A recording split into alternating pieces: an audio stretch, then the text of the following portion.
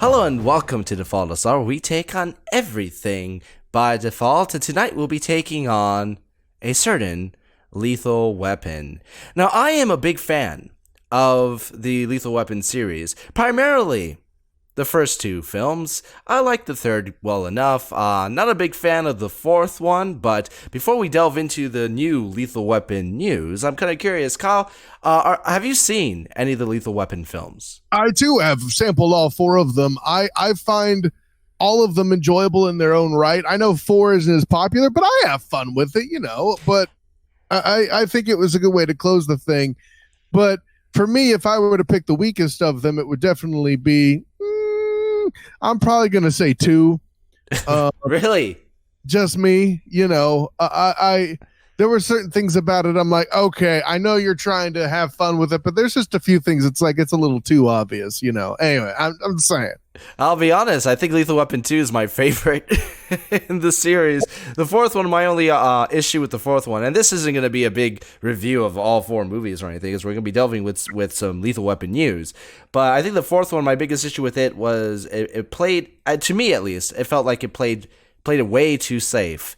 And when I think of a Lethal Weapon movie, I don't necessarily think of playing it safe. There have been rumors floating around for the last 20 years about a Lethal Weapon 5. Stop it. Just the other day, Mel Gibson and Danny Glover are set to star, according to Dark Horizons, via The Hollywood Reporter, in a 5th Lethal Weapon, according to producer Dan Lin this week. Speaking on The Hollywood Reporter's Producers Roundtable on Tuesday, Dan confirmed he and director Richard Donner, the original director of all the previous 4 films, are working on bringing the action buddy cop franchise back for another outing, a full 22 years after Detective Martin Riggs and his partner, Detective Roger Murtaugh, last appeared in 1998's Lethal Weapon 4. This movie's going to fail outright because now it's the audience that's going to start saying, I'm getting too old for this. Jeez. Dan says, "We're trying to make the last Lethal Weapon movie, and Dick Donner's coming back.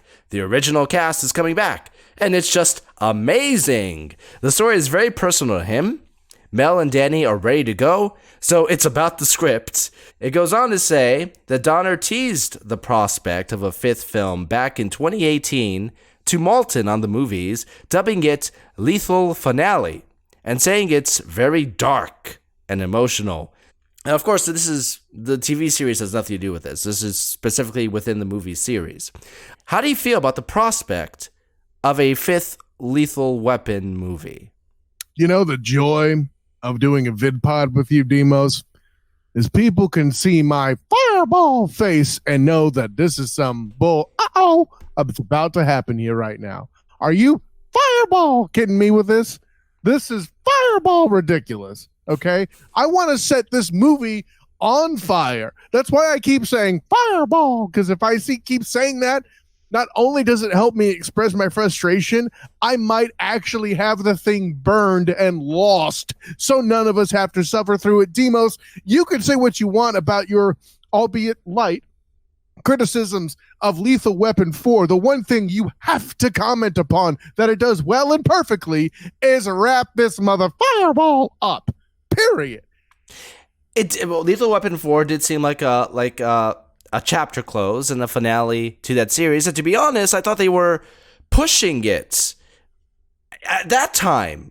I mean, Danny Glover was too old to say he's too old for that fireball. So where are we now? Actually, to be honest, I think that Mel Gibson probably looks older than Danny Glover now. Hey, say what you will. This movie will prove that white people age much worse than black people. I'm just saying. My big issue with this, and this is an assumption based on what I'm reading here. It could be, in reality, this could be vastly different. But it seems that they're more optimistic about the prospect of making the 5th film before they even consider the script.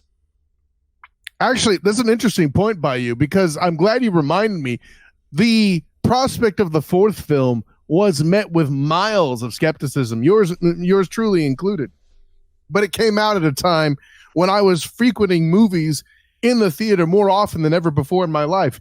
And by the way, I'm going to skip a Jet Li movie. Not going to happen. So, I mean, well, I shouldn't say it. I've skipped plenty of Jet Li movies, but one of his major films, no, I'm not missing that. You know, and you can't even technically call this a Jet Li movie. And oh, by the way, Chris Rock, listen, Detective Butters was among the characters of his I like the most. I'm sorry, call me what you will, but at the same time, by that fourth film, they're running around an entire posse of characters. Lethal Weapon always thought worked better when it was just focused specifically on the two of them. Well, then, I mean, they brought Leo Getz in at the beginning of the second movie, so, I mean... But he wasn't a main character. I mean, he served his purpose. Joe Pesci, you can't hate on Joe Pesci. He served his purpose in the plot. There was a bit of a stretch to include him in the third one. By the fourth one, he was pure comic relief. Pure comic relief, but at the same time, it's Joe Pesci. I will not be the guy that hates on that. He's the one dude that he has people that will come after me, and he knows the art of pain after suffering through Home Alone 1 and 2.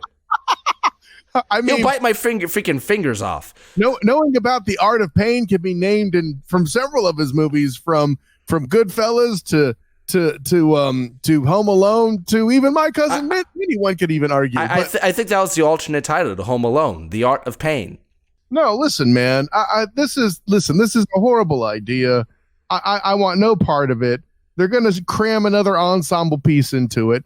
I don't know how you're going to do better than Jet Li as a villain. It's not going to happen. The story with the Hongs was touching. The family theme was well done. Granted, it probably watered it down a little bit too much for your taste. And listen, if nothing else, you're consistent with things like that. I'm not knocking it. This is a Demo's point of view. How many different languages do you want me to say this is a bad fireball idea? Okay. Swahili would be interesting.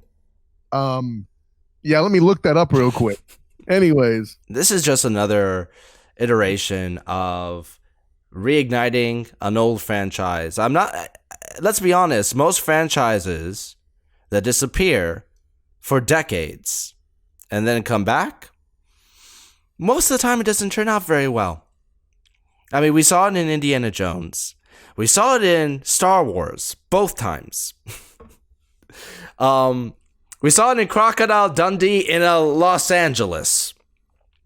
I do not particularly have high hopes for a 22-year gap between Lethal Weapon 4 and Lethal Finale. I think that, despite the weaknesses of the fourth film, I think that it closed a chapter. It was fine. Let it move on to something different. Lethal Weapon, to be honest, generally speaking, it's not exactly the most unique plot out there. What made that, especially that first film, ignite beyond the star power it had attached was the incredible script and witty retorts via Shane Black. If they brought back Shane Black as the writer, that might spark up a little bit more interest in me. But that's pretty much as far as I would go. As much as I would love to see Mel Gibson and Danny Glover come back, it would have to be something very, very special for it to work. I'll put it this way, Demos. Even if they bring back Shane Black, all I could say is Hili Niwazu Mbaya. Oh, God, you did look it up. In Swahili, that's right. And to be honest, Shane Black did kind of return to the mix match buddy cop formula in the pure gold that was Kiss Kiss Bang Bang. As far as I'm concerned, that is the real Lethal Weapon 5, and I'm done. Other than that, Hili Niwazu Mbaya, okay?